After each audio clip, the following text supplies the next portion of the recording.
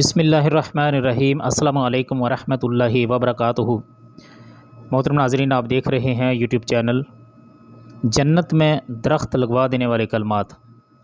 سیدنا ابن مسعود رضی اللہ تعالی عنہ سے روایت ہے کہ نبی کریم صلی اللہ علیہ وآلہ وسلم نے فرمایا، جس رات مجھے معراج کی رات کرائی گئی، میری ملاقات ابراہیم علیہ السلام سے ہوئی تو انہوں نے کہا کہ اے محمد صلی اللہ علیہ وآلہ وسلم، آپ میری جانب سے اپنی امت کو سلام پہنچا دیں اور انہیں بتائیں کہ جنت کی مٹی خوشبودار ہے، اس کا پانی میٹھا ہے اور جنت چٹی المیدان ہے، اور سبحان اللہ الحمدللہ لا الہ الا اللہ اللہ اکبر کہنے سے اس میں درخت لگتے ہیں۔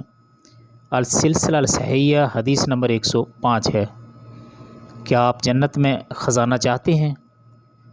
تو سیدنا ابو موسیٰ رضی اللہ تعالی عنہ سے روایت ہے کہ رسول اللہ صلی اللہ علیہ وسلم نے فرمایا کہ اے عبداللہ بن قیس، کلمہ لا حول ولا قوت الا باللہ کہا کرو، کیونکہ یہ جنت کے خزانوں میں سے ایک خزانہ ہے۔ اسے بخاری نے روایت کیا، حدیث نمبر 6384، اور مسلم شریف میں یہ حدیث 2704 نمبر پر ہے۔